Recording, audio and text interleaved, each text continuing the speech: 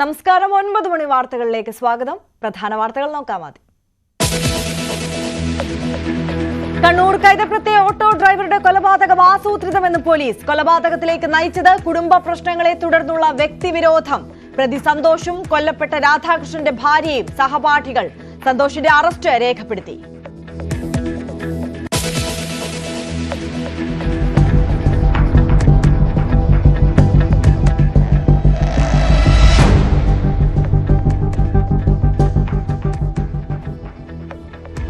നാദാപുരം പേരാട് സ്കൂളിലെ റാഗിംഗ് ദൃശ്യങ്ങൾ പുറത്ത്. ക്രൂരമർദ്ദനം താടി വടിക്കാത്തതിന്റെ പേരിൽ 4 +2 വിദ്യാർത്ഥികൾക്കെതിരെ കേസ്.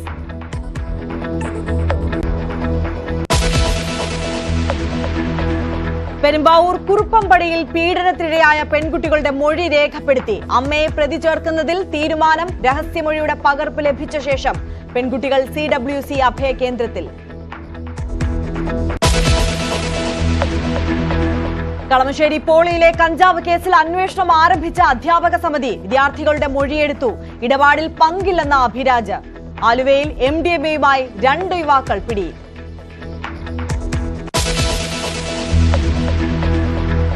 കോഴിക്കോട് പൂവാട്ടുപറമ്പിൽ കാറിൽ നിന്ന് 40 ലക്ഷം രൂപ കവർന്നതായി പരാതി. കവർച്ച കാറിന്റെ ഗ്ലാസ് തകർത്ത്. പണം സൂക്ഷിച്ചിരുന്നത് ചാക്കിൽ കെട്ടിയെന്ന് പരാതിക്കാരൻ റഹീസ്. പണത്തിന്റെ ഉറവിടം തേടി പോലീസ്. ആശാവർക്കർമാരുടെ നിരാഹാരം 2ാം ദിനത്തിൽ. കേന്ദ്രമന്ത്രിയുമായി കൂടിക്കാഴ്ച നടക്കാനാകാതെ വീണ ജോർജ് മടങ്ങിയെത്തി. JP നഡ്ഡയെ കാണാൻ കഴിയാത്തതിൽ വിശദീകരണം. ഒരാഴ്ചയ്ക്കുള്ളിൽ കാണുമെന്നാണ് പറഞ്ഞതെന്ന് FB പോസ്റ്റ്. എളമ്പിലായി സൂരജ് കൊലക്കേസിൽ വിധി ഇന്ന്. 12 CPM പ്രവർത്തകർ പ്രതികൾ. കൊല നടത്തിയത് CPM പ്രവർത്തകരായ സൂരജ് BJPയിൽ ചേർന്നതിന്റെ വിരോധത്താൽ. വിധി പറയുന്നത് ജില്ലാ സെഷൻസ് കോടതി. IPL 18ാം സീസണ് നാളെ തുടക്കമാകും. ഉദ്ഘാടന മത്സരം കൊൽക്കത്തയിൽ. ഈഡൻ ഗാർഡൻസിന് മിഴിവേകാൻ ബോളിവുഡ് സൂപ്പർ സ്റ്റാറുകളും സംഗീത മേഖലയിലെ സെലിബ്രിറ്റികളും.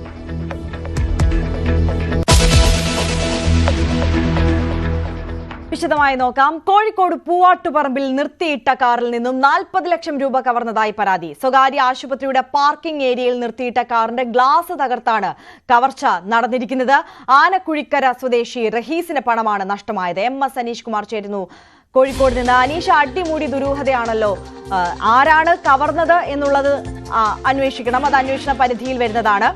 പക്ഷേ സ്വാഭാവികമായും ഈ കാറിനകത്ത് പണമുണ്ട് എന്ന് വ്യക്തമായ ധാരണയുള്ള ആളുകൾ തന്നെയായിരിക്കും ഇതിന് പിന്നിലുള്ളത്. അതിനോടൊപ്പം ഈ റഹീസിന് 40 ലക്ഷം രൂപ അതെവിടെ നിന്ന് ലഭിച്ചു? അത് ചാക്കിൽ കെട്ടിയ നിലയിലായിരുന്നു കാറിൽ ഉണ്ടായിരുന്നത്.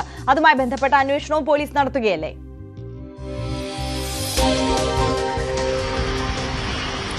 തീർച്ചയായും നമുക്കറിയാം, പൂവാട്ടുപറമ്പ് എന്ന ഒരു ചെറിയ സ്ഥലമാണ്. അതിന്റെ വലിയ അരികിലൂടെ ചേർന്ന് കെയർവെൽ ആശുപത്രി, കെയർലാൻഡ് ആശുപത്രി എന്ന ആശുപത്രിയാണ്. അതിന്റെ പിൻഭാഗത്തുള്ള ഒരു പാർക്കിംഗ് ഏരിയയാണ്.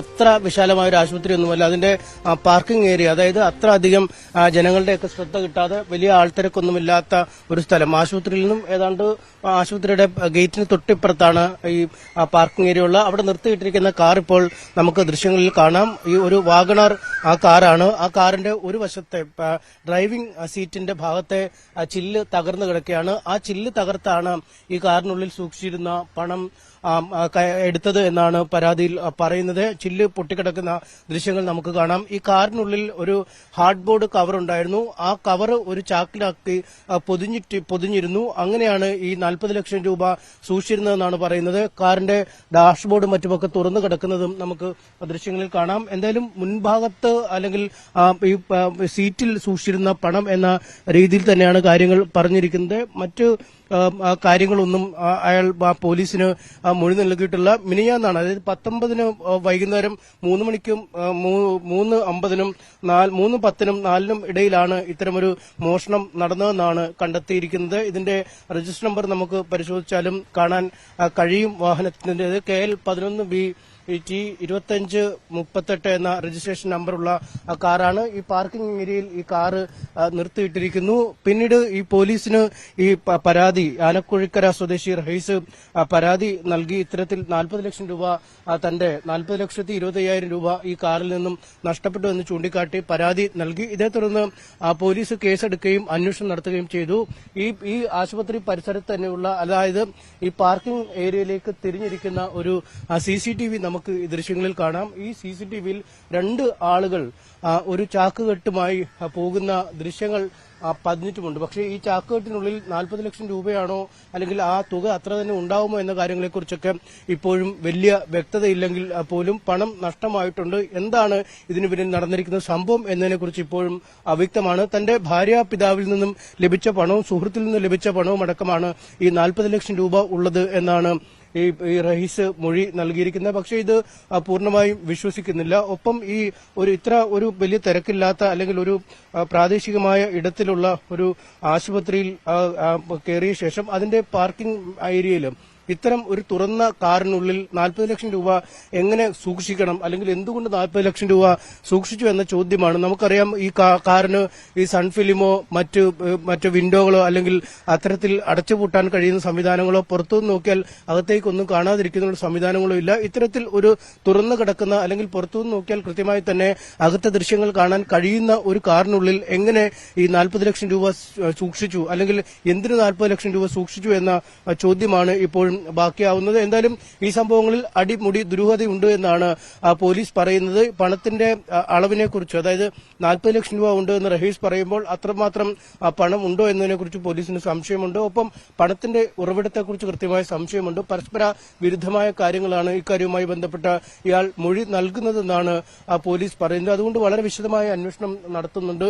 ഈ ഹോട്ടലിലെ ഈ ആശുപത്രിയിലെ ഹോസ്പിറ്റലിലെ CCTV ദൃശ്യങ്ങൾ ഇതിനകം പോലീസ് ശേഖരിച്ച് കഴിഞ്ഞിട്ടുണ്ട്. അവ പ്രതികളിലേക്ക് നയിക്കാൻ പര്യാപ്തമായ ദൃശ്യങ്ങളാണ്. അതുകൊണ്ട് തന്നെ പുറത്തുവിടാൻ കഴിയില്ല എന്നാണ് തൽക്കാലം അറിയിച്ചിരിക്കുന്നത്. ആശുപത്രി അധികൃതരും ഇതുതന്നെയാണ്. പോലീസ് CCTV ദൃശ്യങ്ങൾ സീൽ ചെയ്തിരിക്കുന്നു എന്നവർ പറയുകയും ചെയ്തിരിക്കുന്നു. എന്തായാലും പണത്തിന്റെ ഉറവിടത്തെക്കുറിച്ചും മോഷണ രീതിയെക്കുറിച്ചും മോഷണ മാർഗത്തെക്കുറിച്ചുമൊക്കെ ഇപ്പോഴും തികഞ്ഞ അവ്യക്തതയും ദുരൂഹതയും തന്നെ നിലനിൽക്കുന്നു. അതെ അനീഷ, ഈ റഹീസ് എന്തിനാണ് ഈ ആശുപത്രി പരിസരത്തേക്ക് എത്തിയത്? ഈ കാർ പാർക്കിംഗിന്റെ സ്ഥലത്തേക്ക് റഹീസ് എത്തിയത് എന്തിനാണെന്ന് പോലീസിനോട് പറഞ്ഞു കഴിഞ്ഞിട്ടുണ്ട്. ഈ റഹീസിന്റെ ഒരു പശ്ചാത്തലം എന്താണ്? അതുമായി ബന്ധപ്പെട്ട് പോലീസ് നൽകുന്ന വിവരം എങ്ങനെയാണ്? റഹീസിന്റെ ഒരു പശ്ചാത്തലത്തെക്കുറിച്ച് കാര്യമായ വിവരങ്ങളില്ല. ആശുപത്രിയിൽ എത്തിയതാണ് റഹീസ് എന്നാണ് നമുക്ക് ഈ ഘട്ടത്തിൽ പോലീസിൽ നിന്ന് മനസ്സിലാക്കാൻ കഴിയുന്നത്. പക്ഷേ അതുമായി ബന്ധപ്പെട്ട കൂടുതൽ വിശദാംശങ്ങൾ അല്ലെങ്കിൽ ഇത്തരത്തിൽ എന്തെങ്കിലും പണ ഇടപാടുമായി ബന്ധപ്പെട്ട് പ്രവർത്തിക്കുന്ന ആളാണോ അല്ലെങ്കിൽ മറ്റെന്തെങ്കിലും ദുരൂഹമായ ഇടപാടുകൾ നടത്തുന്ന ആളാണോ എന്ന കാര്യത്തെക്കുറിച്ചൊന്നും ഇപ്പോഴും ഒരു വ്യക്തത അല്ലെങ്കിൽ ഇതുമായി ബന്ധപ്പെട്ട കൂടുതൽ വിശദാംശങ്ങൾ പോലീസ് നൽകിയിട്ടില്ല. 2 കാര്യങ്ങളെ കേന്ദ്രീകരിച്ച് പ്രധാനമായും അന്വേഷണം നടക്കുന്നു എന്നാണ് പോലീസ് പറയുന്നത്. ഒന്ന്, ഈ പണത്തിന്റെ ഉറവിടത്തെക്കുറിച്ച്, ഒപ്പം ഈ 40 ലക്ഷം രൂപ ഒരു ചെറിയ ചാക്കിൽ കെട്ടി കൊണ്ടുപോകാൻ പര്യാപ്തമായ അല്ലെങ്കിൽ ആ ചാക്കുകെട്ടിനുള്ളിൽ ഒതുങ്ങുമോ എന്നതിനെക്കുറിച്ച് സംശയം പോലീസ് പ്രകടിപ്പിക്കുന്നു. ഈ ചാക്കുകെട്ടിനുള്ളിൽ ഒരു ഹാർഡ് ബോർഡ് കൂടുണ്ടായിരുന്നു. ആ കൂടിനുള്ളിലാണ്, ആ കവറിനുള്ളിലാണ് ഈ പണം നിക്ഷേപിച്ചിരുന്നത്. ആ കാർഡ്ബോർഡ് കൂട് പിന്നീട് ചാക്കിൽ കെട്ടി വെക്കുകയും ചെയ്തിരിക്കുന്നു. ഏതായാലും ഈ കാറിന്റെ പരിസരത്ത് നിന്ന് നമുക്ക് മറ്റു ചില കാര്യങ്ങൾ കൂടി കാണാം. ഒരു ചെറിയ കഷ്ണം കർട്ടൻ, വിൻഡോ കർട്ടൻ ഒക്കെ പോലുള്ള ഒരു തുണിക്കഷ്ണം കാണാനുണ്ട്. ഒരുപക്ഷെ ഇതൊക്കെ ഇട്ട് മൂടിയിട്ടിരുന്നതാണോ അല്ലെങ്കിൽ അങ്ങനെയൊക്കെ എന്തെങ്കിലും ചെയ്താണോ എന്നതിനെ കുറിച്ച് നമുക്ക് ഇപ്പോഴും വ്യക്തതയില്ല. എന്തായാലും ഇത് മാത്രമാണ് കാറിന്റെ അടുത്തുനിന്നും ലഭിച്ചിരിക്കുന്നത്. കാറിന്റെ മുൻവശത്തെ ഡ്രൈവർ സീറ്റിലെ ആ ഭാഗത്തെ ചില്ല് പൂർണ്ണമായും തകർന്നു കിടക്കുന്നു. ആ ചില്ലിലൂടെയാണ് അകത്തേക്ക് ആള് പ്രവേശിക്കാനുള്ള വഴിയൊരുക്കിയത്. ഒരുപക്ഷെ ഈ ചില്ല് തകർത്ത ശേഷം കാറിന്റെ ലോക്ക് അകത്തുനിന്ന് എടുത്ത് അകത്തേക്ക് പ്രവേശിക്കുകയായിരിക്കും. ഡ്രൈവിംഗ് സീറ്റിലോ പിൻവശത്തോ ആയിരിക്കാം പണം ഇരുന്നത്. ഡാഷ്ബോർഡ് തുറന്നു കിടക്കുന്നു എന്നീ കാര്യങ്ങളാണ് നമുക്ക് ഇപ്പോൾ ലഭിച്ചിരിക്കുന്നത്. എന്തായാലും പണവുമായി ആൾ കയറിപ്പോകുന്നതിന്റെ അല്ലെങ്കിൽ ഈ ചാക്കിൽ കെട്ടിയ പണവുമായി അല്ലെങ്കിൽ ചാക്കുമായി ആൾ കയറിപ്പോകുന്നതിന്റെ കൃത്യമായ CCTV ദൃശ്യം പതിഞ്ഞിട്ടുണ്ട്. അതുകൊണ്ട് വൈകാതെ തന്നെ ഈ പ്രതിയിലേക്ക് എത്താൻ കഴിയുമെന്നാണ് പോലീസിന്റെ പ്രതീക്ഷ. ആരാണ് കൃത്യത്തിന് പിന്നിൽ, ഇത് ഒരുപക്ഷെ മറ്റെന്തെങ്കിലും ദുരൂഹത ഈ കൃത്യത്തിന് പിന്നിലുണ്ടോ എന്നതിനെക്കുറിച്ചൊക്കെ സമഗ്രമായി തന്നെ പോലീസ് അന്വേഷിച്ചു വരികയാണ്. ആര്യ. തീർച്ചയായും എസ് അനീഷ് കുമാറാണ് ഈ വൻ കവർച്ച നടന്ന സ്പോട്ടിൽ നിന്നാണ് അനീഷ് കുമാർ നമുക്കൊപ്പം ചേർന്നത്. എന്തായാലും പൂവാട്ടുപറമ്പിൽ നിർത്തിയിട്ട കാറിൽ നിന്നാണ് 40 ലക്ഷം രൂപ കവർന്നത്. പക്ഷേ റഹീസ് എന്ന് പറയുന്ന ഈ വ്യക്തി ചാക്കിൽ കെട്ടിയ നിലയിൽ ഈ 40 ലക്ഷം രൂപയുമായി ഈ ആശുപത്രിയിലേക്ക് എന്തിനു വന്നു എന്നുള്ളത് അടക്കം ദുരൂഹത നിലനിൽക്കുന്ന കാര്യമാണ്. പോലീസ് ഈ പണത്തിന്റെ സോഴ്സ് അടക്കം പരിശോധിക്കുന്നുണ്ട്. ഒപ്പം ഈ പ്രതികളുമായി ബന്ധപ്പെട്ട CCTV ദൃശ്യങ്ങൾ കൂടി ലഭിച്ചത് അന്വേഷണം സുഗമമാക്കുമെന്നാണ് പ്രതീക്ഷിക്കുന്നത്. പ്രതികളിലേക്ക് എത്താൻ ശ്രമിക്കുകയാണ് അന്വേഷണ സംഘം. എസ് അനീഷ് കുമാറാണ് ചേർന്നത് നമുക്കൊപ്പം. മറ്റൊരു വാർത്തയിലേക്ക് കടക്കുകയാണ്. കോഴിക്കോട് നാദാപുരം പേരോട് സ്കൂളിലെ +2 വിദ്യാർത്ഥികളുടെ റാഗിംഗ് ദൃശ്യങ്ങൾ പുറത്ത്. ഷർട്ടിന്റെ ബട്ടൺ ഇടാത്തതിന്റെയും താടി വടിക്കാത്തതിന്റെയും പേരിലാണ് +1 വിദ്യാർത്ഥിയെ ക്രൂരമായി മർദ്ദിച്ചത്. +1 വിദ്യാർത്ഥിയുടെ തല ചുമരിൽ ഇടിച്ച് പരിക്കേൽപ്പിക്കുകയും ചെയ്തു. സംഭവത്തിൽ 4 +2 വിദ്യാർത്ഥികൾക്കെതിരെ നാദാപുരം പോലീസ് കേസെടുത്തു.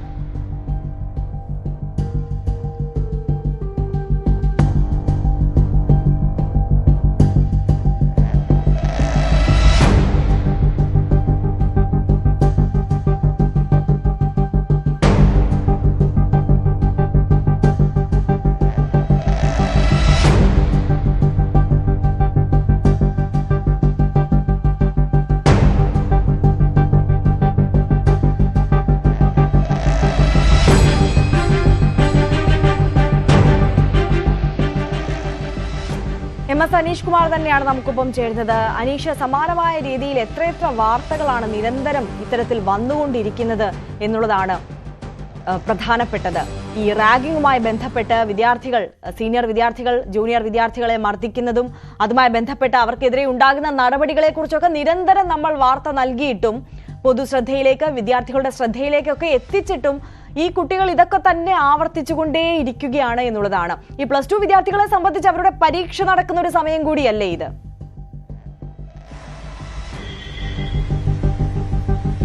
തീർച്ചയായും പരീക്ഷ നടക്കുന്ന അങ്ങേയറ്റം തിരക്ക് പിടിച്ചൊരു സമയത്താണ് ഇത്തരമൊരു റാഗിങ് ഈ പേരോട് MIM ഹയർ സെക്കൻഡറി സ്കൂളിൽ നടന്നിരിക്കുന്നത്. ഇവിടുത്തെ +1 വിദ്യാർത്ഥിക്കാണ് മർദ്ദനമേറ്റിരിക്കുന്നത്. ഷർട്ടിന്റെ ബട്ടൺ ഇട്ടില്ല, താടി പഠിച്ചില്ല എന്നീ കാര്യങ്ങൾ ചൂണ്ടിക്കാട്ടിയാണ് സീനിയർ വിദ്യാർത്ഥികൾ മർദ്ദിച്ചത്. ഇപ്പോൾ പുറത്തു വന്നിരിക്കുന്ന ദൃശ്യം കല്ലാച്ചിയിലെ ഒരു ഹോട്ടലിൽ മുന്നിൽ വെച്ച് ഈ മർദ്ദനം നടക്കുന്നതാണ്. +1 വിദ്യാർത്ഥിയുടെ തല പിടിച്ച് ചുമലിലിടിക്കുകയും അടിച്ച് പരിക്കേൽപ്പിക്കുകയും ചെയ്യുകയും ചെയ്തിരുന്നു. ഈ കുട്ടിയെ പിന്നീട് ആശുപത്രി പ്രവേശിപ്പിക്കുന്ന ഒരു സാഹചര്യവും ഉണ്ടായി. 4 +2 വിദ്യാർത്ഥികൾക്കെതിരെ ഈ കാര്യവുമായി ബന്ധപ്പെട്ട് പോലീസ് കേസെടുക്കുകയും ചെയ്തിരുന്നു. ഈ സ്കൂൾ പരിസരത്ത് അല്ലെങ്കിൽ സ്കൂൾ ക്യാമ്പസിൽ വെച്ച് മാത്രമല്ല മറ്റ് പലയിടത്ത് വെച്ചും ഈ താടി വടിച്ചില്ല, അല്ലെങ്കിൽ ഷർട്ടിന്റെ മുകൾ ബട്ടൺ ഇടുന്നില്ല എന്നീ കാര്യങ്ങളൊക്കെ ചൂണ്ടിക്കാട്ടി പലപ്പോഴും ഈ കുട്ടിയുമായി കൊമ്പ് കോർക്കുകയും മർദ്ദിക്കുകയും ചെയ്യുന്ന ഒരു സാഹചര്യം ഉണ്ടാവുകയും ചെയ്തിരുന്നു. എന്തായാലും ഇതിന്റെയൊക്കെ ഒടുവിലാണ് ഇപ്പോൾ ഈ കേസുമായി ബന്ധപ്പെട്ട പരാതി ഉയർന്നിരിക്കുന്നത്. വിദ്യാർത്ഥി ആശുപത്രിയിൽ ചികിത്സ തേടിയത്. അതിനു ഒക്കെ ശേഷം ഈ 4 വിദ്യാർത്ഥികൾക്കെതിരെ നാദാപുരം പോലീസ് കേസെടുക്കുകയും ചെയ്തിരിക്കുന്നത്. ഏറ്റവും അവരുടെ ഏറ്റവും പ്രധാനപ്പെട്ട പരീക്ഷ, 2ാം വർഷ പരീക്ഷ നടക്കുന്ന സമയത്താണ് ഇത്തരം ഈ മറ്റ് കുട്ടികൾ ബട്ടണിട്ടോ അല്ലെങ്കിൽ താടി വടിച്ചോ എന്ന് പരിശോധിക്കാനുള്ള ഒരു മോറൽ പോലീസായി അല്ലെങ്കിൽ സദാചാര ഗുണ്ടകളായി വിടും എന്നുള്ളതും നമ്മൾ ആശങ്കയോടെയാണ് നോക്കിക്കാണുന്നത്. കണ്ണൂർ കൈതപ്രം ഓട്ടോ ഡ്രൈവറുടെ കൊലപാതകം വ്യക്തിവിരോധമെന്ന FIR. കുടുംബ പ്രശ്നങ്ങളെ തുടർന്നുള്ള വ്യക്തിവിരോധമാണ് കൊലപാതകത്തിലേക്ക് നയിച്ചത്. രാധാകൃഷ്ണന്റെ ഭാര്യയും സന്തോഷും സഹപാഠികളായിരുന്നു. കേസിൽ പ്രതി സന്തോഷിന്റെ അറസ്റ്റ് രേഖപ്പെടുത്തിയിട്ടുണ്ട്. KV ബൈജു കൂടുതൽ വിവരങ്ങളുമായി കാസർഗോഡ് നിന്ന് ചേരുകയാണ്. ബൈജു, ഇത് ആസൂത്രിതമായ ഒരു കൊലപാതകം എന്ന് തെളിയിക്കുന്നതിലേക്കുള്ള കൂടുതൽ നിർണായകമായ വിവരങ്ങൾ പുറത്തു വന്നുകൊണ്ടിരിക്കുന്ന നിമിഷമാണ് ഇത്. ഈ സന്തോഷ് രാധാകൃഷ്ണന്റെ ഭാര്യയും സഹപാഠികളായിരുന്നു. ഇവർ തമ്മിലുള്ള ഒരു ബന്ധം, അതാണോ രാധാകൃഷ്ണൻ ഇത്തരത്തിൽ ചോദ്യം ചെയ്തത്? പ്രകോപിപ്പിക്കുകയായിരുന്നോ സന്തോഷിനെ? എന്താണ് ഈ കൊലപാതകവുമായി ബന്ധപ്പെട്ട് കൂടുതലായി പോലീസിന് ലഭ്യമായിട്ടുള്ള വിവരങ്ങൾ?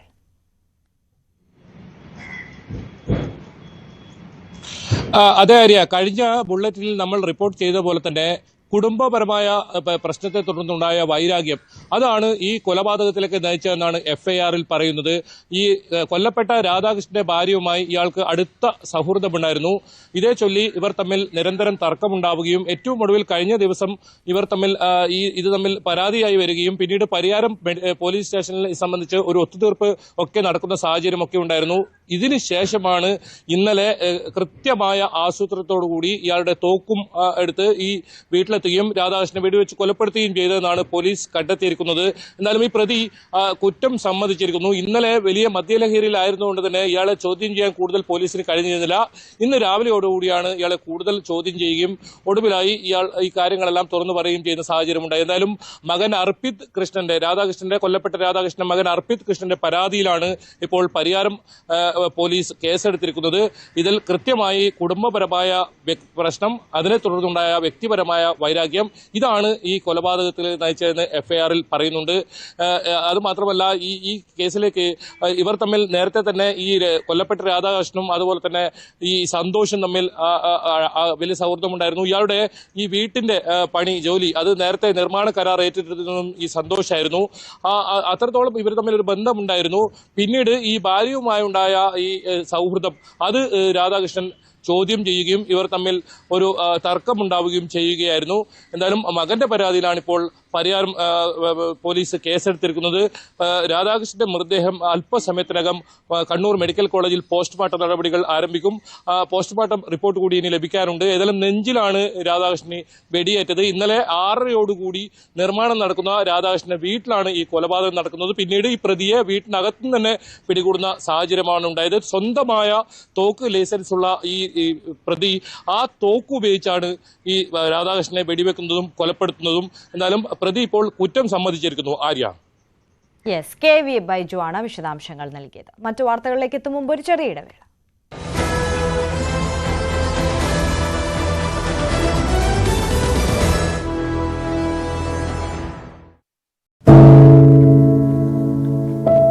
പെരുകുന്ന കുറ്റകൃത്യങ്ങളുടെ വാർത്തകൾ എല്ലാ ദിവസവും വായിച്ച് തളരുന്ന കാലമാണ് മാധ്യമപ്രവർത്തക എന്ന രീതിയിൽ ഇപ്പോൾ. അതിൽ മിക്കതിലും കാരണം ലഹരിയാണെന്നും പ്രതികളാകുന്നതും ഇരകളാകുന്നതും പുതിയ തലമുറയിലെ കുട്ടികളാണെന്ന് കൂടി പറയേണ്ടി വരുമ്പോൾ രക്ഷാകർത്താവെന്ന നിലയിൽ സമാധാനം പോലും കെട്ടുപോകുന്ന സമയമാണ്. ആരെയാണ് തിരുത്തുക? ആരെയാണ് നന്നാക്കുക? ഈ പുതിയ തലമുറയാണോ അതോ അവർക്ക് മാതൃകയാകേണ്ട നമ്മളെ തന്നെയാണോ? 4ാമത്തെ പെഗ്ഗിൽ ഐസ് ക്യൂബ് വീഴുമ്പോൾ ഞാൻ എവിടെ എത്തുമെന്ന് പറയുന്ന നായകനെ വേണ്ട എന്ന് പറയാൻ ഒരിക്കലും നമുക്ക് കഴിഞ്ഞിട്ടില്ല. എല്ലാ പ്രതിസന്ധികളിൽ നിന്നും എഴുന്നേറ്റ് വരാൻ ലഹരി ഒപ്പം വേണമെന്നും വിഷമത്തിലും സന്തോഷത്തിലുമെല്ലാം ലഹരി കൂടെ ഉണ്ടാകണം എന്ന് പറഞ്ഞ തലമുറയാണ് നമ്മുടേത്. ലഹരിക്ക് കുടുംബ സദസ്സുകളിൽ ഉണ്ടായിരുന്ന ടാബു പോലും തുടച്ചു കളഞ്ഞ തലമുറയാണ് നമ്മുടേത്. അച്ഛനും അമ്മയും കുട്ടികളുടെ മുന്നിലിരുന്ന് മദ്യപിക്കുന്ന കാലത്ത് ഇതിലും വലിയ ലഹരിയിലേക്ക് കടക്കരുതെന്ന് കുട്ടികളോട് ആ രക്ഷിതാക്കൾക്ക് എങ്ങനെയാണ് പറയാൻ കഴിയുക? നോക്കൂ, കൈവിട്ടു പോകുന്നത് നമുക്കാണ്. അതിന്റെ വലിയ വിപത്ത് അനുഭവിക്കുന്നത് പുതിയ തലമുറയും. ലഹരിക്ക് അടിമയാകാതിരിക്കൂ, സ്വതന്ത്രരാകൂ. Live free, live drug free.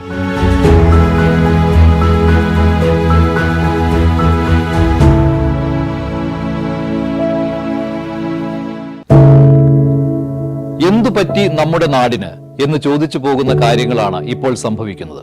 എന്തൊക്കെയാണ് നമ്മുടെ യുവതലമുറ തെരുവുകളിൽ കാട്ടിക്കൂട്ടുന്നത്? കൊല്ലാൻ പോലും മടികാട്ടാത്ത ഇവർ സ്വബോധത്താൽ ഇങ്ങനെയൊന്നും ചെയ്യില്ല. നാടിന്റെ അഭിമാനമായി വളരേണ്ട യുവത്വത്തെ ഇങ്ങനെ പോകാൻ അനുവദിച്ചുകൂടാ. നമ്മൾ ഓരോരുത്തരും മാതാപിതാക്കൾ കൂടിയാണ്. നേർവഴിക്ക് നടത്താൻ, തെറ്റുകൾ പറഞ്ഞു മനസ്സിലാക്കാൻ നമുക്ക് കഴിയണം. ഇപ്പോഴത്തെ അക്രമ സംഭവങ്ങളിൽ 99% ലഹരിയുടെ, പ്രത്യേകിച്ച് ഗുരുതരമായ ആരോഗ്യ പ്രശ്നങ്ങളിലേക്ക് കൊണ്ടുവന്നെത്തിക്കുന്ന ഡ്രഗ്സിന്റെ ഉപയോഗമുണ്ടെന്ന് മനസ്സിലാക്കിയിട്ടുണ്ട്. ഇത് നിസ്സാരമല്ല.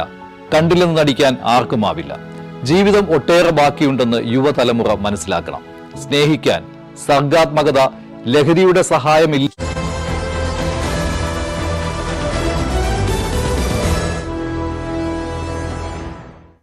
വാർത്തകളിലേക്ക്. കോഴിക്കോട് ഈങ്ങാപ്പുഴയിൽ ഭാര്യ ഷിബിലയെ കൊല്ലാൻ ഭർത്താവ് യാസർ ഉപയോഗിച്ചത് 2 കത്തികളെന്ന് പോലീസ്.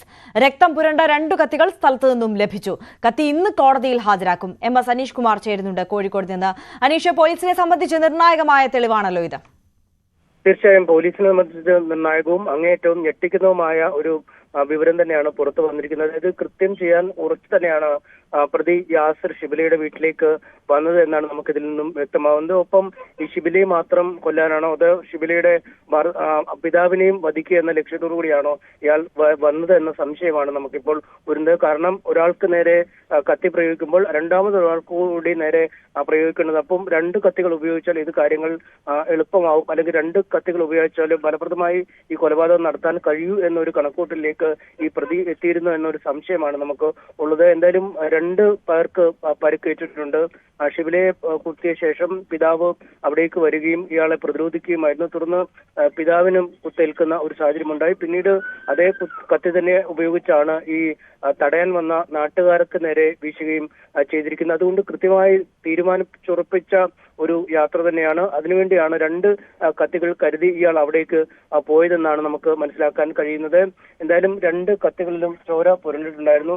2 കത്തികളും പോലീസിന് കണ്ടെടുക്കാൻ കഴിഞ്ഞിട്ടുമുണ്ട്. ഇന്ന് ആ തെളിവുകൾ കോടതിയിൽ ഹാജരാക്കും അല്ലെങ്കിൽ സമർപ്പിക്കും എന്നാണ് പോലീസ് പറയുന്നത്. ഒപ്പം ഈ പ്രതിക്ക് വേണ്ടിയുള്ള കസ്റ്റഡി അപേക്ഷയും ഇന്ന് നൽകും. ഇതിന്മേൽ വാദം പൂർത്തിയായ ശേഷം തിങ്കളാഴ്ചയോടുകൂടി പ്രതിയെ കസ്റ്റഡി ലഭിക്കും. പിന്നീട് ഈ പീങ്ങാപ്പുഴയിലെ വീട്ടിലടക്കം എത്തിച്ച് തെളിവെടുപ്പ് നടത്താൻ കഴിയുമെന്നും പോലീസ് കരുതുന്നു. എന്തായാലും ഈ കേസുമായി ബന്ധപ്പെട്ട് കഴിഞ്ഞ ദിവസം അറസ്റ്റിലായ യാസിറിനെ കോടതിയിൽ ഹാജരാക്കുകയും 2 ആഴ്ചത്തേക്ക് റിമാൻഡ് ചെയ്യുകയും ചെയ്തിട്ടുണ്ട്. ആര്യ. യെസ്, MS അനീഷ് കുമാറാണ് വിവരങ്ങൾ നൽകിയത്. എന്തായാലും നിർണായകമായ വിവരങ്ങളാണ് ഈ കേസുമായി ബന്ധപ്പെട്ട് പുറത്തുവരുന്നത്. യാസിർ 2 കത്തിയുമായാണ് ഷിബിലയുടെ വീട്ടിലേക്ക് എത്തിയത് എന്നുള്ളതാണ്.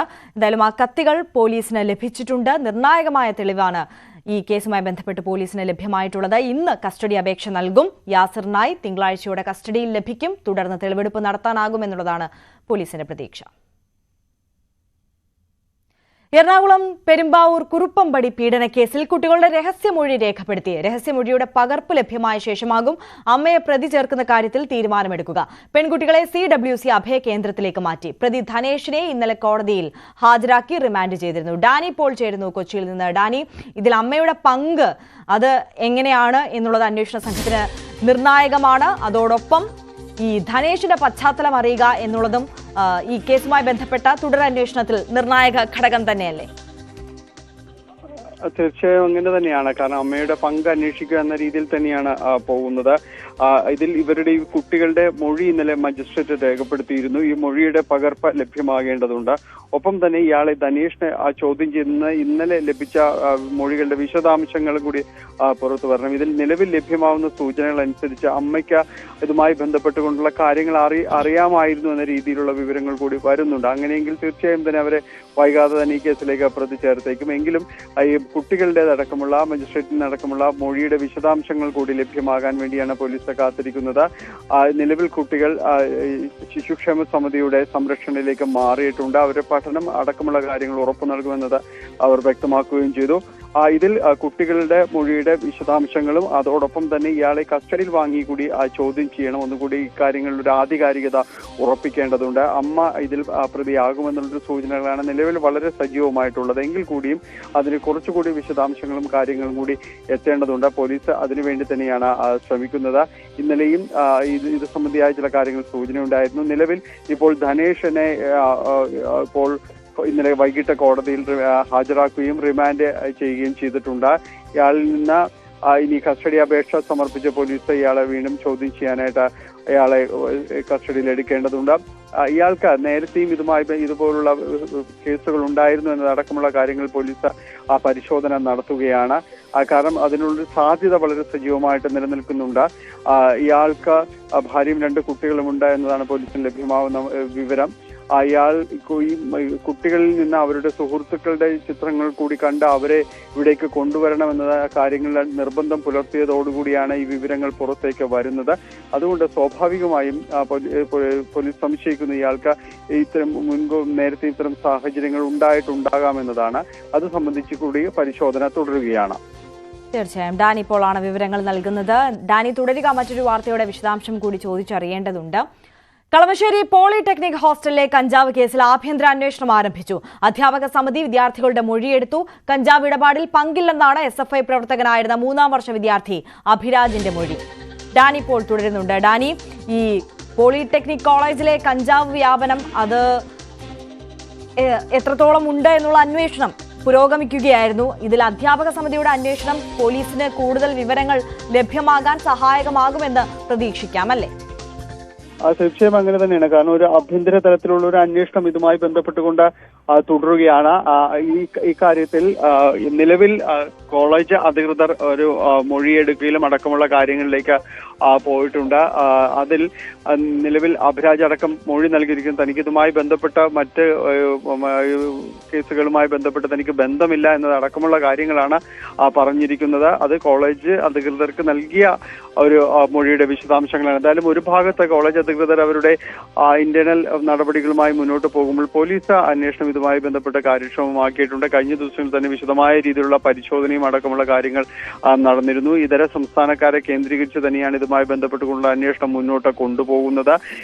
ഇതിൽ കൂടുതൽ കഴിഞ്ഞ ദിവസങ്ങളിലായി നടത്തിയ പരിശോധനയിൽ ഏതാണ്ട് 10 കിലോയിലധികം കഞ്ചാവ് കണ്ടെടുക്കുകയും ചെയ്തിരുന്നു.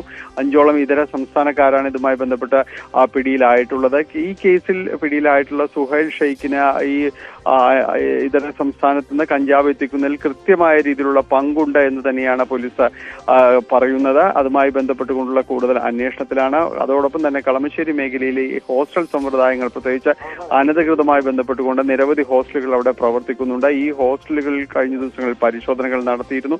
എല്ലാവരോടും താമസിക്കുന്നവരുടെ പൂർണ്ണ വിശദാംശങ്ങൾ നൽകണം, പ്രത്യേകിച്ച് പേയിങ് ഗസ്റ്റ് സംവിധാനത്തിലുള്ളവരോടെല്ലാം തന്നെ പൂർണ്ണമായ വിശദാംശങ്ങൾ ലഭ്യമാക്കണമെന്ന് കളമശ്ശേരി പോലീസ് ആവശ്യപ്പെട്ടിട്ടുണ്ട്. യെസ്, ഡാനി പോളാണ് വിവരങ്ങൾ നൽകിയത്. പോളിടെക്നിക് കോളേജ് ഹോസ്റ്റലിലെ കഞ്ചാവ് കേസുമായി ബന്ധപ്പെട്ട് അധ്യാപക സമിതിയുടെ ആഭ്യന്തര അന്വേഷണം കൂടി ആരംഭിച്ചിരിക്കുകയാണ്. വെഞ്ഞാറമൂട് കൂട്ടക്കൊലപാതകത്തിന് മുൻപ് പ്രതി അഫാൻ മരിക്കുന്നത് എങ്ങനെയെന്ന് ഫോണിൽ തെരഞ്ഞിരുന്നതായി അന്വേഷണ സംഘം. കൂട്ടക്കൊലയ്ക്ക് മുൻപ് യൂട്യൂബിൽ മരിക്കുന്നതുമായി ബന്ധപ്പെട്ട വീഡിയോ കണ്ടിരുന്നു. ദൃശ്യങ്ങൾ ഉമ്മ ഷെമിയെയും ഈ ദൃശ്യം കാണിച്ചിരുന്നതായി പ്രതി മൊഴി നൽകിയിരിക്കുകയാണ്. ഉമ്മ ഷെമിയെ പോലീസ് വിശദമായി ചോദ്യം ചെയ്യും. വി വിനോദ് ചേരുന്നുണ്ട് വിവരങ്ങളുമായി. വിനോദ്, അപ്പോൾ ഈ കൊടും ക്രൂരതയ്ക്ക് ശേഷം ആത്മഹത്യ ചെയ്യുക എന്നത് തന്നെയായിരുന്നു അഫാന്റെ ലക്ഷ്യം എന്നാണോ പോലീസ് ഇതിൽ നിന്ന് മനസ്സിലാക്കുന്നത്?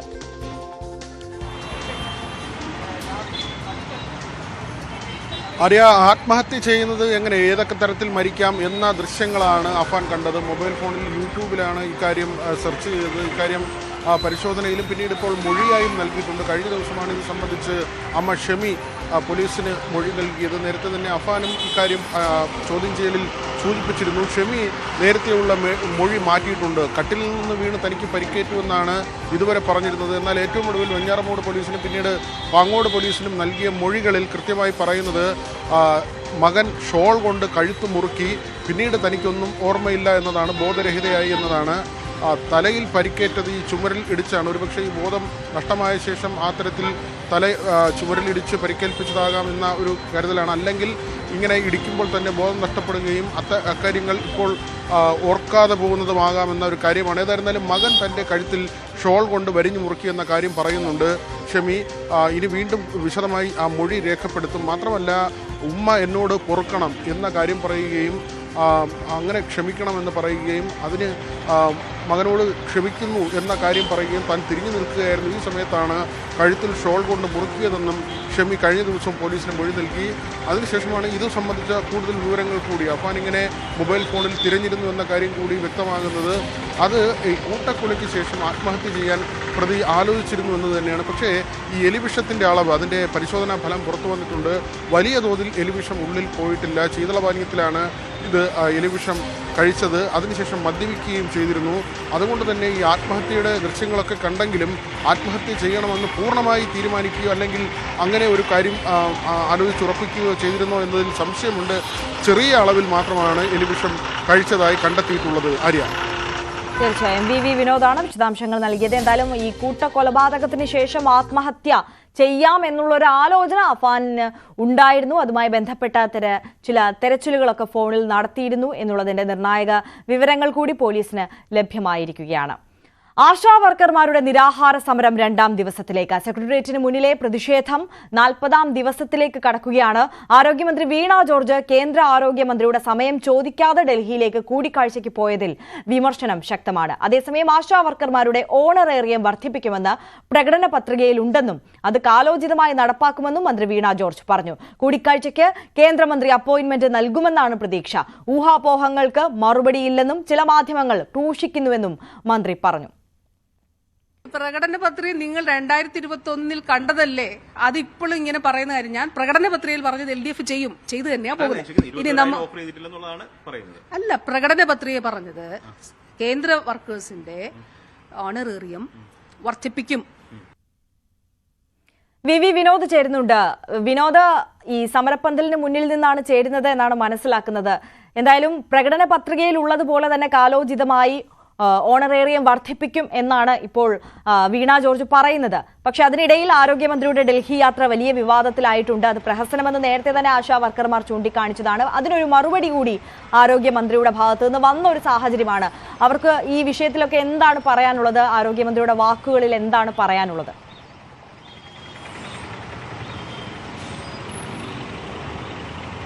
ആര്യ, ഇപ്പോഴും ആശമാരുടെ സമരം തുടരുകയാണ്. ഈ നിരാഹാര സമരം 2ാം ദിനത്തിലേക്കാണ് പോകുന്നത്. 40 ദിവസത്തിലേക്ക് കടക്കുകയാണ്. 40ാം ദിവസത്തിലേക്കാണ് ആശമാരുടെ സമരം എത്തിയിട്ടുള്ളത്. ഇന്നിപ്പോൾ ഈ നിരാഹാര സമരം 2ാം ദിനത്തിലേക്ക് എത്തിയിരിക്കുന്നു. 3 പേരാണ് നിരാഹാര സമരം അനുഷ്ഠിക്കുന്നത്. ആരോഗ്യമന്ത്രിയുടെ യാത്ര, അത് ആര്യ പറഞ്ഞതുപോലെ തന്നെ ലക്ഷ്യമില്ലാത്ത യാത്രയായി എന്ന വിമർശനമാണ് ഒരു വശത്ത് ഉയർന്നു വരുന്നത്. കേന്ദ്ര ആരോഗ്യമന്ത്രിയുടെ സന്ദർശനത്തിന് അനുമതി തേടാതെ സംസ്ഥാന ആരോഗ്യമന്ത്രി ഇവിടെ നിന്ന് പോയി എന്ന ഒരു വിമർശനം ഒരു വശത്ത് ഉയർന്നു നിൽക്കുന്നു. ഈ ആരോഗ്യമന്ത്രിയുടെ യാത്ര കൊണ്ട് പ്രയോജനമില്ല. ഇത് ആദ്യം മുതൽ തന്നെ ആശമാർ പറയുന്നത് ഇത് ഒരു പ്രഹസനമാണ് എന്നാണ്. അല്ല, അതേക്കുറിച്ച് ഞങ്ങൾക്കറിയില്ല. ആരോഗ്യമന്ത്രി എന്തിനാണ് പോയെന്നുള്ള മാധ്യമങ്ങൾ പറഞ്ഞിട്ടാണ് ഞങ്ങൾ അറിഞ്ഞത്. നമ്മുടെ ആവശ്യം ഇവിടെ ഇത് നമ്മൾ വെച്ചിരിക്കുന്ന ഡിമാൻഡുകൾ അംഗീകരിച്ചു തരിക എന്നുള്ളതാണ്. അത് മിനിസ്റ്റർ ഡൽഹിയിൽ പോയിട്ടാണ് സാധ്യമാകുന്നതെങ്കിൽ അങ്ങനെ. അതിനകത്ത് ഞങ്ങൾക്ക് അഭിപ്രായ വ്യത്യാസവും ഇല്ല. മന്ത്രിയുടെ തന്നെ ഒരു ഫേസ്ബുക്ക് പോസ്റ്റ് വന്നിരിക്കുന്നതിൽ 2 കാര്യമാണ്. അതായത് ക്യൂബയിൽ നിന്നുള്ള സംഘത്തെ കാണുക, കേന്ദ്ര ആരോഗ്യമന്ത്രിയെ കാണുക. ഈ 2 കാര്യങ്ങളാണ് ലക്ഷ്യമായുള്ളത്. പക്ഷേ ഇപ്പോൾ പറയുന്നത് അവിടെ ഒരു അപ്പോയിൻമെന്റ് പോലും കൃത്യമായി എടുത്തിരുന്നില്ല എന്ന കാര്യമാണ്. കേന്ദ്രത്തിൽ നിന്ന് മനസ്സിലാക്കുന്നത് ബുധനാഴ്ച രാത്രിയാണ് അവിടെ സമയം ചോദിച്ചതെന്നാണ്. അത് ഔദ്യോഗികമായിട്ടുള്ള കാര്യങ്ങളൊക്കെ അല്ലേ. അതിനകത്ത് നമ്മൾ എന്താ അഭിപ്രായം പറയാനാണ്? ഇപ്പം എന്തായാലും നമ്മുടെ വിഷയം അത് സംസ്ഥാന സർക്കാർ അംഗീകരിച്ച് തരിക, ഡിമാൻഡ് അംഗീകരിക്കുക, അതിനെക്കുറിച്ചല്ലേ ചർച്ച നടക്കേണ്ടത്. അതല്ലാതെ ഇങ്ങനെ നടന്ന് പ്രശ്നങ്ങൾ ഉണ്ടാക്കിയിട്ട് എന്തോ കാര്യം? അതിനു വേണ്ടി പ്രശ്നം ഉണ്ടാക്കാൻ തക്ക എന്ത് കാര്യമാണ് ഞങ്ങൾ ചോദിച്ചത്? ആശമാർ ഇപ്പോഴും പറയുന്നത് സംസ്ഥാനം വിചാരിച്ചാൽ തീരുന്ന ഒരു പ്രശ്നമാണ്. അതല്ല, ഞങ്ങൾ പറയുന്നതല്ലല്ലോ. ഇവിടെ ഗവൺമെൻറ്റും നമ്മുടെ ഹെൽത്ത് മിനിസ്റ്ററും പറഞ്ഞുകൊണ്ടിരിക്കുന്നത് കേരളത്തിൽ ഓണറേറിയം തരുന്നത് ഗവൺമെൻറ്റാണ്, സ്റ്റേറ്റ് ഗവൺമെൻറ് ആണെന്നല്ല. എല്ലാ സ്റ്റേറ്റിലും അങ്ങനെയാണ് ചെയ്യുന്നത്. ഇപ്പോൾ കർണാടകത്തിൽ ഓണറേറിയം വർദ്ധിപ്പിച്ച അവിടുത്തെ സ്റ്റേറ്റ് ഗവൺമെൻറ്റാണ്, സിക്കിമിൽ വർദ്ധിപ്പിച്ച അവിടെ സ്റ്റേറ്റ് ഗവൺമെൻറ്റാണ്, ബംഗാളിൽ വിരമിക്കൽ ആനുകൂല്യം കൊടുക്കുന്ന സ്റ്റേറ്റ് ഗവൺമെൻറ്റാണ്, ഹരിയാനയിൽ കൊടുക്കുന്ന സ്റ്റേറ്റ് ഗവൺമെൻറ്റാണ്. അപ്പോൾ അതല്ലേ നമ്മൾ ചോദിച്ചത്. എന്ന് വിചാരിച്ച് നമുക്ക് കേന്ദ്രത്തിനെതിരെ അഭിപ്രായമില്ല എന്നുള്ളതല്ല. കേന്ദ്രം വർദ്ധിപ്പിച്ച് തരേണ്ടുന്ന ആരും തരണമെന്ന് നമ്മൾ ഇതിനേക്കാൾ എത്രയോ മുൻപേ സമരങ്ങൾ നടത്തിയിട്ടുള്ളതാണ്. ഇപ്പോൾ ഈ ബഡ്ജറ്റിന് മുമ്പ് നമ്മൾ കേന്ദ്രത്തിൽ നിവേദനം കൊടുത്താണ് 17 വർഷം മുമ്പുള്ള ഇൻസെൻറ്റീവുകളാണ്, അത് വർദ്ധിപ്പിച്ച് തരണമെന്നുള്ളത്. എന്തായാലും നമ്മുടെ ഈ സമരത്തിലൂടെ ഈ വിഷയം നമുക്ക് കേന്ദ്രത്തിൽ കൊണ്ടെത്തിക്കാൻ കഴിഞ്ഞു. കേന്ദ്ര ആരോഗ്യമന്ത്രി വാക്കാൽ നമ്മുടെ ഇൻസെൻറ്റീവ് വർദ്ധിപ്പിക്കുമെന്ന് പറഞ്ഞു. അതൊക്കെ നിലനിൽക്കുന്നുണ്ട്. പക്ഷെ നമ്മൾ ഉയർത്തിയിരിക്കുന്ന ഡിമാൻഡ് സ്റ്റേറ്റ് ഗവൺമെൻറ് അല്ലേ, അവരല്ലേ, നമുക്കെന്ന് അറിയത്തില്ല. അല്ലെങ്കിൽ അവർ പറഞ്ഞു തരണം, സെൻട്രൽ ഗവൺമെൻറ് തരുന്ന ഫണ്ടിൽ നിന്നാണ് നമുക്ക് തരുന്നത്, അല്ലെങ്കിൽ അവർ പറയണം. കുറച്ചുകൂടെ കാര്യക്ഷമമായിട്ട് ഇടപെട്ടെങ്കിൽ ഒരുപക്ഷെ ഈ സമയം ചോദിക്കുന്ന കാര്യമൊക്കെ, കേന്ദ്രമന്ത്രിയെ കാണാൻ സമയം ചോദിച്ച കാര്യത്തിലൊക്കെ കുറച്ചുകൂടെ കാര്യക്ഷമമായിട്ട് ഇടപെട്ടെങ്കിൽ ഈ യാത്ര തന്നെ കാണാൻ കഴിയുമായിരുന്നില്ല. അത് ഔദ്യോഗികമായ യാത്രയല്ലേ, അതെന്താണ് സംഭവിച്ചതെന്ന് നമുക്കറിയത്തില്ല. എന്തായാലും ഈ വിഷയം ഈ സമരം ഇത്രയും നീട്ടിക്കൊണ്ടു പോകേണ്ട ഒരു കാര്യം ഉണ്ടായിരുന്നില്ല. വളരെ മുൻപ് തന്നെ ഏറ്റവും മാന്യമായി സെറ്റിൽ ചെയ്യാൻ പറ്റുന്ന കാര്യമായിരുന്നു. പക്ഷേ ചില പിടിവാശി നിർബന്ധ ബുദ്ധിയൊക്കെ കാരണമാണ് ഇതിങ്ങനെ നീട്ടിക്കൊണ്ടു പോകുന്നത്. കേന്ദ്രത്തിലേക്ക് ഡ്രാഗ് ചെയ്തുകൊണ്ട് പോകുന്നു, അതിലേക്ക് നിങ്ങൾ വരുന്നില്ല എന്നുള്ളതാണോ? ഇല്ല, ഞങ്ങൾ കേന്ദ്രത്തെ സപ്പോർട്ട് ചെയ്യും, സംസ്ഥാനത്തെ എതിർക്കുക, അങ്ങനെ അല്ലല്ലോ. കേന്ദ്രവും സംസ്ഥാനവും തരാനുള്ളത് മെച്ചപ്പെടുത്തി തന്നേ പറ്റത്തുള്ളൂ. അത് ഞങ്ങളുടെ അഭിപ്രായമാണ്. എന്താണ് ഇന്ന് ആരോഗ്യമന്ത്രിയുടെ ഈ യാത്ര കൊണ്ട് കാര്യമായ പ്രയോജനം ഉണ്ടായില്ലെന്നാണ് പറയുന്നത്? അല്ല, ആരോഗ്യമന്ത്രി യാത്ര അത് നമ്മുടെ ഒരു വിഷയമല്ല. ആരോഗ്യമന്ത്രിക്ക് ഈ ഇന്ത്യയിൽ എവിടെയും പോകാം, ഇന്ത്യക്ക് പുറത്തും പോകാം, അതും നമ്മുടെ വിഷയമല്ല. നമ്മൾ വളരെ കൃത്യമായി നിലപാട് വ്യക്തമാക്കിയിട്ടുണ്ട്. ഓണറേറിയം വർദ്ധിപ്പിക്കുക, റിട്ടയർമെൻറ്റ് ബെനിഫിറ്റ് നൽകുക, ഈ 2 കാര്യത്തിൽ യാതൊരു വിട്ടുവീഴ്ചയ്ക്കും ഇല്ല. സ്റ്റേറ്റ് ആ ഉത്തരവാദിത്വം നിറവേറ്റണമെന്നാണോ പറയുന്നത്? അത് എല്ലാ സ്റ്റേറ്റിലും അങ്ങനെയാണല്ലോ, സ്റ്റേറ്റിൻ്റെ ഉത്തരവാദിത്വമാണത്.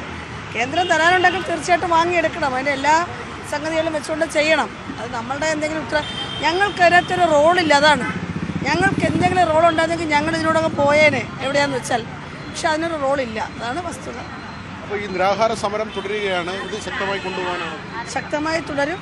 കൂടുതൽ ആളുകൾ എത്തിക്കൊണ്ടിരിക്കുകയാണ്. നിങ്ങൾ കാണുന്നുണ്ട്, പല ജില്ലകളിൽ നിന്നിട്ട് ആളുകൾ സ്വതന്ത്രമായ ആശാവർക്കർമാർ എത്തുകയാണ്. സർക്കാരിൻ്റെ കണക്കുകളെന്ന് പറയുന്നത് തന്നെ വ്യാജ കണക്കുകളാണ്.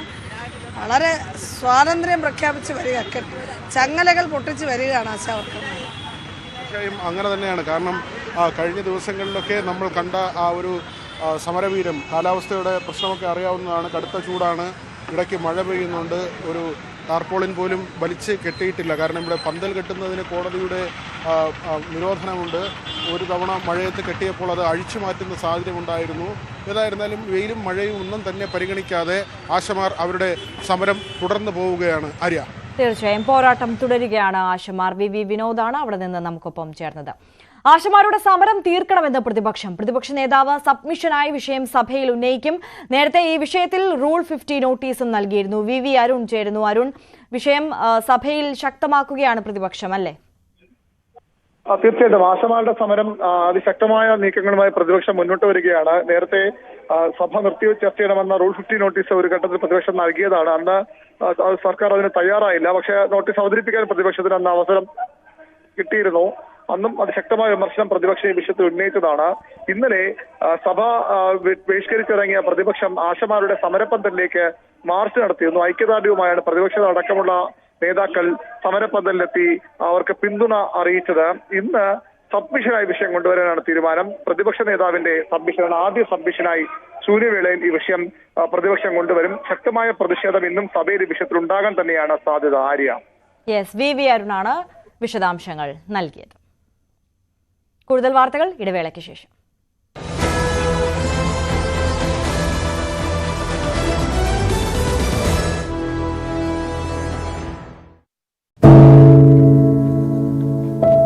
പെരുകുന്ന കുറ്റകൃത്യങ്ങളുടെ വാർത്തകൾ എല്ലാ ദിവസവും വായിച്ച് തളരുന്ന കാലമാണ് മാധ്യമപ്രവർത്തക എന്ന രീതിയിൽ ഇപ്പോൾ. അതിൽ മിക്കതിലും കാരണം ലഹരിയാണെന്നും പ്രതികളാകുന്നതും ഇരകളാകുന്നതും പുതിയ തലമുറയിലെ കുട്ടികളാണെന്ന് കൂടി പറയേണ്ടി വരുമ്പോൾ രക്ഷാകർത്താവെന്ന നിലയിൽ സമാധാനം പോലും കെട്ടുപോകുന്ന സമയമാണ്. ആരെയാണ് തിരുത്തുക? ആരെയാണ് നന്നാക്കുക? ഈ പുതിയ തലമുറയാണോ അതോ അവർക്ക് മാതൃകയാകേണ്ട നമ്മളെ തന്നെയാണോ? 4ാമത്തെ പെഗ്ഗിൽ ഐസ് ക്യൂബ് വീഴുമ്പോൾ ഞാൻ എവിടെ എത്തുമെന്ന് പറയുന്ന നായകനെ വേണ്ട എന്ന് പറയാൻ ഒരിക്കലും നമുക്ക് കഴിഞ്ഞിട്ടില്ല. എല്ലാ പ്രതിസന്ധികളിൽ നിന്നും എഴുന്നേറ്റ് വരാൻ ലഹരി ഒപ്പം വേണമെന്നും വിഷമത്തിലും സന്തോഷത്തിലുമെല്ലാം ലഹരി കൂടെ ഉണ്ടാകണം എന്ന് പറഞ്ഞ തലമുറയാണ് നമ്മുടേത്. ലഹരിക്ക് കുടുംബ സദസ്സുകളിൽ ഉണ്ടായിരുന്ന ടാബു പോലും തുടച്ചു കളഞ്ഞ തലമുറയാണ് നമ്മുടേത്. അച്ഛനും അമ്മയും കുട്ടികളുടെ മുന്നിലിരുന്ന് മദ്യപിക്കുന്ന കാലത്ത് ഇതിലും വലിയ ലഹരിയിലേക്ക് കടക്കരുതെന്ന് കുട്ടികളോട് ആ രക്ഷിതാക്കൾക്ക് എങ്ങനെയാണ് പറയാൻ കഴിയുക? നോക്കൂ, കൈവിട്ടു പോകുന്നത് നമുക്കാണ്. അതിന്റെ വലിയ വിപത്ത് അനുഭവിക്കുന്നത് പുതിയ തലമുറയും. ലഹരിക്ക് അടിമയാകാതിരിക്കൂ, സ്വതന്ത്രരാകൂ. Live free, live drug free.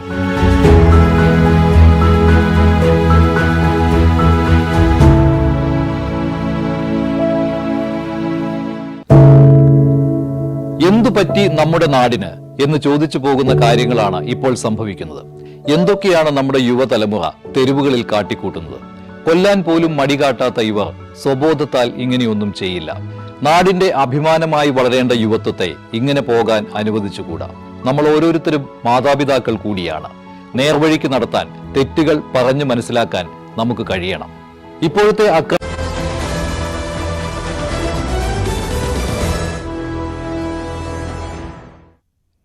അമേരിക്കയിൽ കേന്ദ്ര വിദ്യാഭ്യാസ വകുപ്പിനെ അടച്ചുപൂട്ടാൻ ലക്ഷ്യമിട്ടുള്ള എക്സിക്യൂട്ടീവ് ഉത്തരവിൽ US പ്രസിഡന്റ് ഡൊണാൾഡ് ട്രംപ് ഒപ്പുവെച്ചു.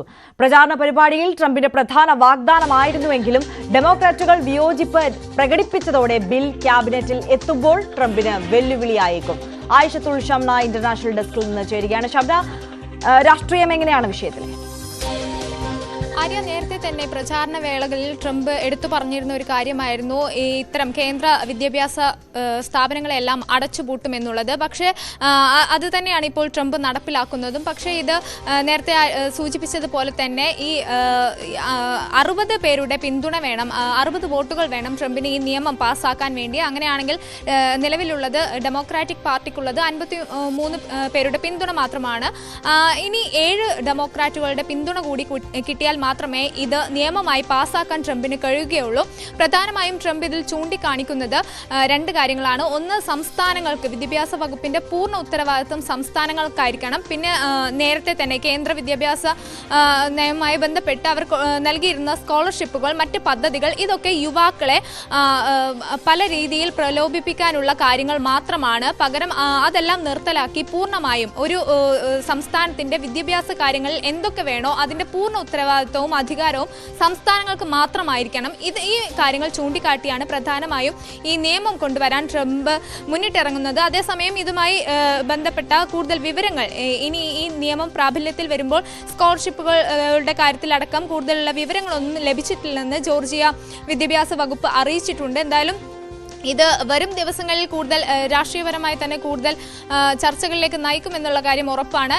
7 പേരുടെ പിന്തുണ, 7 ഡെമോക്രാറ്റുകളുടെ പിന്തുണ കൂടി ലഭിച്ചാൽ മാത്രമേ ഈ ട്രംപിന്റെ ഈ നീക്കം അത് സാധ്യമാവുകയുള്ളൂ എന്നത് തീർച്ചയാണ്. ആര്യ, ആയിഷത്തുൽ ഷംനയാണ് വിവരങ്ങൾ നൽകിയത്.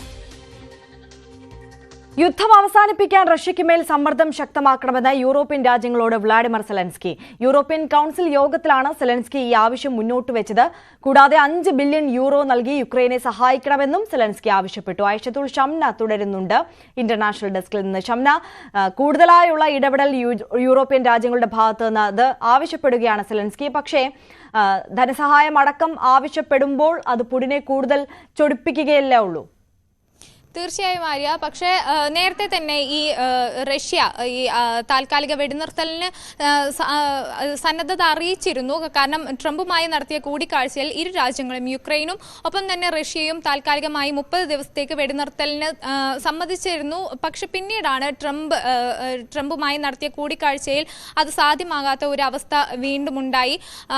അന്നേരം ഈ യുക്രൈൻ പ്രസിഡന്റ് വ്യക്തമാക്കിയത് ഇങ്ങനെയാണ്: റഷ്യ അനാവശ്യമായ ഉപാധികളാണ് മുന്നോട്ട് വെക്കുന്നത്, ഇത് അംഗീകരിക്കാൻ കഴിയില്ല. നേരത്തെ തന്നെ നാറ്റോയിൽ യുക്രൈനെ ബന്ധിപ്പിക്കുന്നതുമായി ബന്ധപ്പെട്ടൊക്കെ വലിയ രീതിയിൽ റഷ്യയുടെ ഭാഗത്തു നിന്ന് എതിർപ്പുണ്ടായിരുന്നു. പക്ഷേ അതിനു പുറമെ അനാവശ്യമായ ചില ഉപാധികൾ കൂടി റഷ്യ മുന്നോട്ട് വെക്കുന്നു, ഇത് അംഗീകരിക്കാൻ കഴിയില്ലെന്നാണ് യുക്രൈൻ വ്യക്തമാക്കിയത്. നേരത്തെ ട്രംപുമായി നടത്തിയ കൂടിക്കാഴ്ചയിൽ ഒരു വാക്കുതർക്കത്തിലേക്ക് യുക്രൈനും US-ഉം എത്തുന്ന ഒരു സാഹചര്യം ഉണ്ടായിരുന്നു. യുക്രൈനോട് യുദ്ധത്തിൽ നിന്നും പിന്മാറണമെന്ന് ട്രംപ് ആവശ്യപ്പെട്ടതിന് പിന്നാലെ അത് സെലൻസ്കിയെ ചൊടിപ്പിക്കുന്ന ഒരു സാഹചര്യം ഉണ്ടായിരുന്നു. കാരണം യുദ്ധം നടത്തുന്നത് ആരാണ്, അക്രമം നടത്തുന്നത് ആരാണെന്ന് ട്രംപ് തിരിച്ചറിയണമെന്ന് പറഞ്ഞു. അതിനുശേഷം സെലൻസ്കിയെ അപമാനിക്കുന്നു എന്നാരോപിച്ച് ട്രംപും രംഗത്തെത്തി. ഇതൊക്കെ ഏറെ ചർച്ചയായതിന് പിന്നാലെ തങ്ങൾ വീണ്ടും ഒരു ചർച്ചയ്ക്ക് തയ്യാറാണെന്ന് വ്യക്തമാക്കിക്കൊണ്ട് തന്നെയായിരുന്നു സെലൻസ്കി രംഗത്തെത്തിയത്. ഒപ്പം അമേരിക്ക ഇതുവരെ നൽകിയ സഹായങ്ങൾക്ക്, പിന്തുണകൾക്കൊക്കെ നന്ദി അറിയിക്കുകയും ചെയ്തു. ഇതിന് പിന്നാലെയാണ് ഈ ചർച്ചകൾ ഇനിയും തങ്ങൾ ചർച്ചകൾക്ക് തയ്യാറാണെന്ന് അറിയിച്ചത്. പക്ഷെ അപ്പോഴും റഷ്യ ഈ അനാവശ്യമായ ഉപാധികളാണ് മുന്നോട്ട് വെക്കുന്നത്. ഇതിൽ നിന്നും പിന്മാറണമെങ്കിൽ യൂറോപ്യൻ രാജ്യങ്ങൾ ഒന്നടങ്കം റഷ്യക്ക് മേൽ സമ്മർദ്ദം ചെലുത്തണമെങ്കിൽ മാത്രമേ യുക്രൈന്റെ ആവശ്യം. ആയിഷത്തുൽ ഷംനയാണ് വിശദാംശങ്ങൾ നൽകിയത്. ആലപ്പുഴ കളക്ടറേറ്റിൽ അയിത്താചരണം നടക്കുന്നുവെന്ന് ആരോപിച്ച് മുഖ്യമന്ത്രിക്ക് പരാതി നൽകി ജീവനക്കാരന്റെ ഭാര്യ. കളക്ടറേറ്റ് കൺട്രോൾ റൂമിൽ വർഷങ്ങളായി ജോലി ചെയ്തിരുന്ന പട്ടികജാതി വിഭാഗക്കാരായ 2 ജീവനക്കാരോട് കഴിഞ്ഞ ജനുവരി മുതൽ പാർട്ട് ടൈം സ്വീപ്പർമാരോടൊപ്പം ഒപ്പ് രേഖപ്പെടുത്തിയാൽ മതിയെന്ന് ഹുസൂർ ശിരസ്തദാർ നിർദ്ദേശിച്ചെന്നാണ് പരാതി. സംഭവത്തിൽ ആലപ്പുഴ സബ് കളക്ടർ അന്വേഷണം ആരംഭിച്ചു. ആലപ്പുഴ കളക്ടറേറ്റിൽ കൺട്രോൾ റൂമിൽ 2007 മുതൽ ഓഫീസ് അസിസ്റ്റന്റായി ജോലി ചെയ്തിരുന്ന ടി രഞ്ജിത്തിന്റെ ഭാര്യയാണ് മുഖ്യമന്ത്രിക്ക് പരാതി നൽകിയത്. ഡിസംബർ വരെ രഞ്ജിത്തും ഒപ്പം ചൌക്കിദാർ തസ്തികയിൽ ജോലി ചെയ്തിരുന്ന ആളും ഒപ്പിട്ടിരുന്നത് അതേ വിഭാഗത്തിൽ ജോലി ചെയ്തിരുന്ന മറ്റ് ജീവനക്കാർ ഒപ്പിട്ടിരുന്ന ഹാജർ പുസ്തകത്തിലായിരുന്നുവെന്നാണ് പരാതി. പിന്നീട് ഇത് മാറ്റപ്പെട്ടെന്നും പരാതിക്കാരി വ്യക്തമാക്കുന്നു. പ്രവർത്തന മികവിന് 3 തവണ ഗുഡ് സർവീസ് എൻട്രി അടക്കം നേടിയ ആളാണ് രഞ്ജിത്ത്.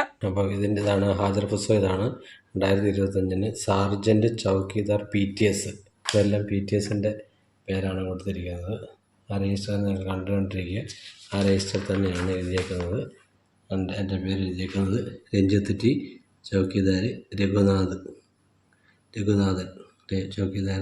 2 പേരുടെയും പേര് എഴുതിയിരിക്കുകയാണ്. എൻ്റെ മുകളിൽ എഴുതിയിരിക്കുന്നത് സജീവ് സർജൻ്റാണ്. അതെന്തിനാണ് ഇതിനകത്ത് എഴുതിയിരിക്കുന്നത് എനിക്കറിയില്ല. പുതിയ ശിരസ്ദാർ വന്നപ്പോൾ പാർട്ട് ടൈം സ്വീപ്പർമാരുടെ രജിസ്റ്ററിൽ ഒപ്പിടാൻ നിർദ്ദേശിക്കുകയായിരുന്നു.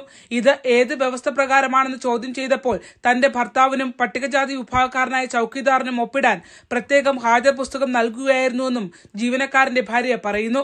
പരാതിയെ സംബന്ധിച്ച് അന്വേഷണം നടക്കുകയാണെന്ന് ജില്ലാ കളക്ടറും സ്ഥിരീകരിച്ചു. ഈ കാലയളവിൽ ഇടയിൽ ഇത്രയും മാനസികമായിട്ട് ബുദ്ധിമുട്ടുണ്ടായ ഒരു ദിവസം ഉണ്ടായിട്ടില്ല. വളരെയധികം മാനസിക ബുദ്ധിമുട്ടുണ്ടാക്കുന്നൊരു കാര്യമാണിത്. കാരണം PTSൻ്റെ കൂടെ ജോലി ചെയ്യുക എന്നുള്ളതല്ല, ഓരോ കാറ്റഗറി അനുസരിച്ചിട്ടാണ് സെക്ഷൻ ബേസിലാണ് കൃത്യമായിട്ട് അറ്റൻഡൻസ് രജിസ്റ്റർ സൂക്ഷിക്കേണ്ടത്.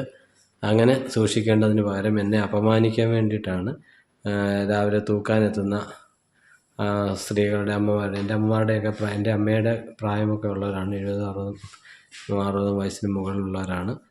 സംഭവത്തിൽ സംസ്ഥാന പട്ടികജാതി കമ്മീഷനും റിപ്പോർട്ട് ആവശ്യപ്പെട്ടിട്ടുണ്ട്.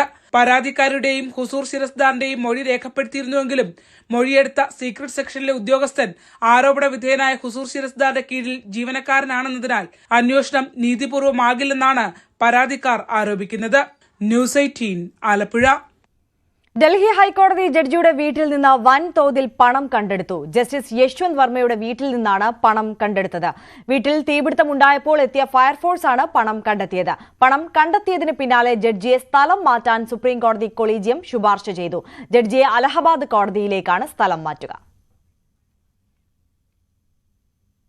9 മണി വാർത്തകൾ ഇവിടെ പൂർണ്ണമാവുകയാണ്. ഇടവേളയ്ക്ക് ശേഷം കാണാം കൂടുതൽ സമഗ്രമായ bulletin. News trends KP Abhilash ചേരും. നമസ്കാരം.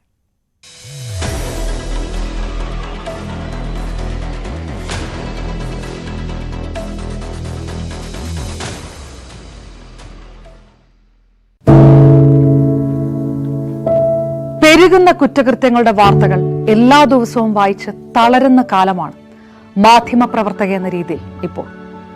അതിൽ മിക്കതിലും കാരണം ലഹരിയാണെന്നും പ്രതികളാകുന്നതും ഇരകളാകുന്നതും പുതിയ തലമുറയിലെ കുട്ടികളാണെന്ന് കൂടി പറയേണ്ടി വരുമ്പോൾ രക്ഷാകർത്താവ് എന്ന നിലയിൽ സമാധാനം പോലും കെട്ടുപോകുന്ന സമയമാണ്. ആരെയാണ് തിരുത്തുക? ആരെയാണ് നന്നാക്കുക? ഈ പുതിയ തലമുറയാണോ അതോ അവർക്ക് മാതൃകയാകേണ്ട